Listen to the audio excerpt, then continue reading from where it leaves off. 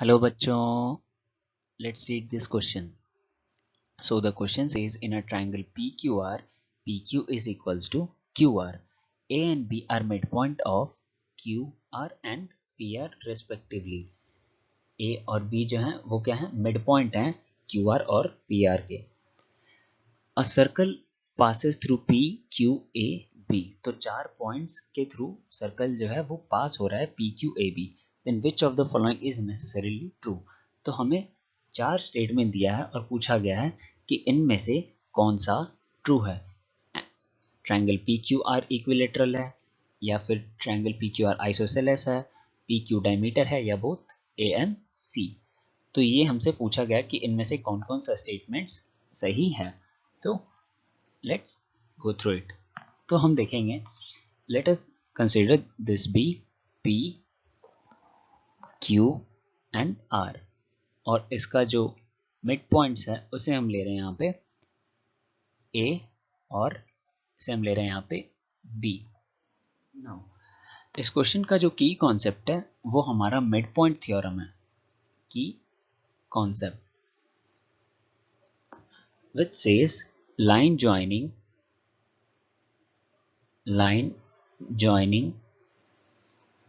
midpoint of two side of triangle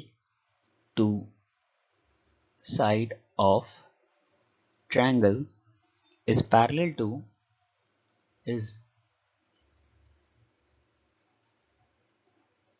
to third side.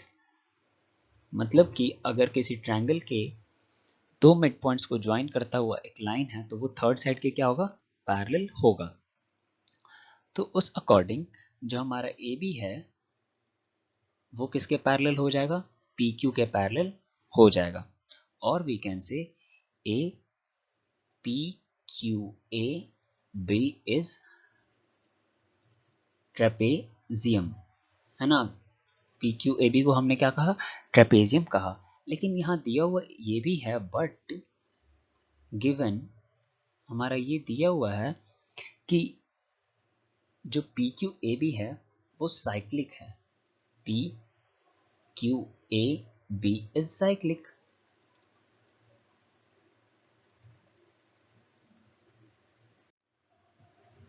तो P Q A B जो होगा वो क्या होगा, एक आइसोसेलेस ट्रेपेजियम होगा.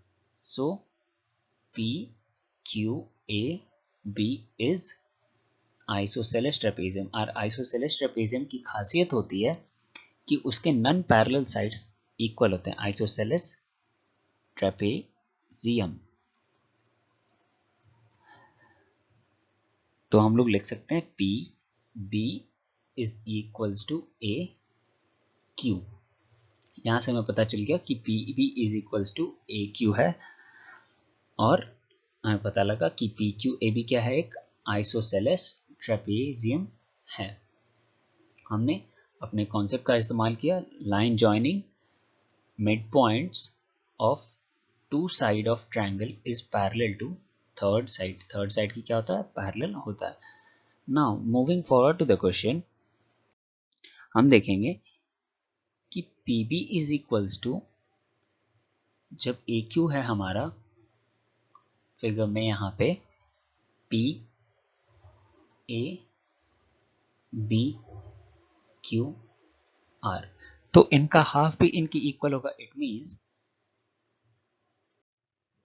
इससे हम लिख सकते हैं P R upon two. It's P R upon two. इससे हम लिख सकते हैं ऐसे P R upon two is equals to A Q को हम क्या लिख सकते हैं, क्यू आर अपॉन टू, है ना. Which will give us P R is equals to Q R. तो हमें यहाँ से एक चीज़ और पता लगती है, क्या, पी आर जो है वो क्यू आर के इक्वल है और वो पी क्यू के इक्वल है. और यहाँ से हमें ये चीज़ पता चली कि इसके तीनों साइड्स क्या हैं, इक्वल हैं. तो फिर ये क्या है, एक आइसोसेलेस ट्रायंगल है. सॉरी, इक्विलेटरल ट्रायंगल है. तीनों साइड्स इक्वल है ना, तो equilateral triangle. So PQR is equilateral triangle. तो हमारा स्टेटमेंट नंबर ए जो है वो करेक्ट है। हमें क्या पता चला, P B is equals to A Q था, तो हमने उसे पी आर अपॉन टू और क्यू आर अपॉन टू किया। वहां से हमें पता चला P R is equals to Q are,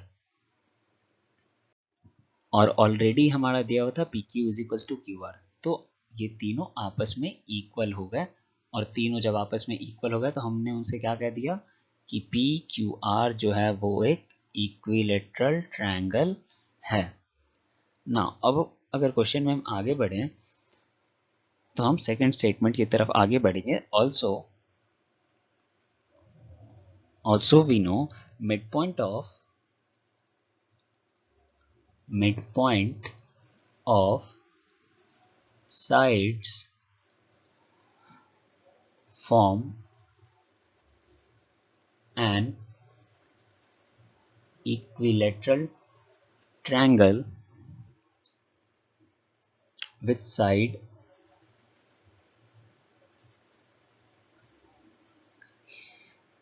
equal to half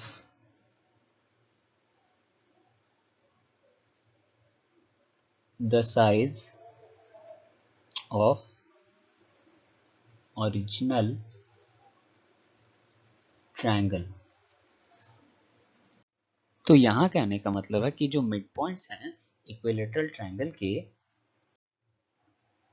वो क्या, अगर मिड पॉइंट्स को अगर ज्वाइन करके बनाया जाता है, सपोज कि ये पॉइंट सी है, तो ये तीनों अगर आपस में मैच किया तो ये तीनों एक छोटा इक्विलेटरल ट्रायंगल ही फॉर्म करेंगे, और उसका जो साइज होगा वो ओरिजिनल ट्रायंगल के हाफ होगा, है ना।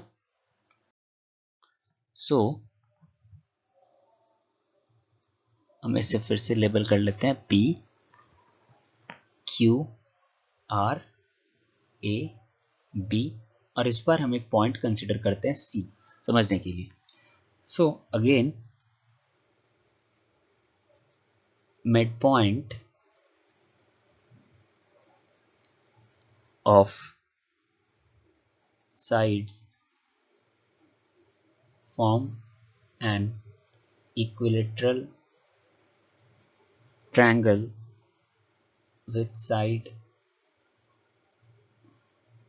equal to half of original triangle। तो ओरिजिनल ट्रायंगल के वो हाफ होगा, और वो भी छोटा सा इक्विलेटरल ट्रायंगल ही होगा। thus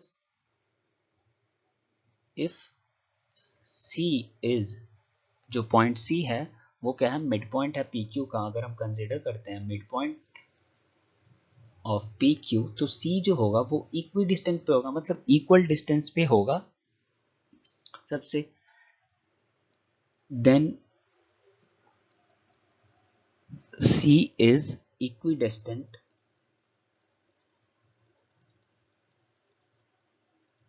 फ्रॉम, किस किस पॉइंट से होगा, from A B P Q. तो C जो होगा वो इन सबसे सेम डिस्टेंस पे होगा, और इससे क्या होता है, जो सी क्यू हो जाएगा वो हमारा रेडियस हो जाएगा। तो जब इक्वी डिस्टेंट पे होगा तो हम जब एक सर्कल बनाएंगे तो ये चारों पॉइंट सर्कल के उस पे लाई करेंगे, सरकमफेरेंस पे लाई करेंगे, और जो सी क्यू होगा वो क्या हो जाएगा, रेडियस हो जाएगा। दस सी क्यू जो हो जाएगा वो रेडियस फॉर्म करेगा, इट्स रेडियस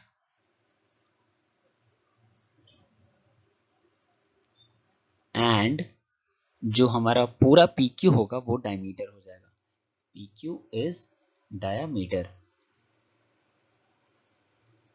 तो हमारा स्टेटमेंट सी भी करेक्ट है, एंड बोथ आंसर जो है हमारा डी ऑप्शन करेक्ट है, both A and C, A and C. So the final answer of this question is triangle P Q R is equilateral, क्योंकि हमने इसके तीनों साइड को इक्वल कर दिया, और उसके बाद हमें पता है कि जो इक्विलेटरल ट्रायंगल के मिड पॉइंट्स होते हैं अगर उन्हें ज्वाइन करेंगे तो वो भी एक छोटा इक्विलेटरल ट्रायंगल फॉर्म करेंगे और ओरिजिनल ट्रायंगल के बिल्कुल हाफ होगा। अब PQ का जो मिड पॉइंट है C, वो अदर पॉइंट्स APPQ से इक्वी डिस्टेंट पे होगा। तो अगर CQ को हम एक रेडियस लेकर बनाए तो वो चारों साइक्लिक मतलब कॉन्साइक्लिक होंगे। तो हमारा CQ जो होगा वो रेडियस की तरह एक्ट करेगा और CQ रेडियस है तो हमारा PQ ऑब्वियसली वो डायमीटर होगा। So the final answer of this question is D. Both A and C are correct. And we have proved this question using our key concept: midpoints of side form an equilateral triangle with side equal to half of original side. So I hope you understood it well. Thank you. Best of luck.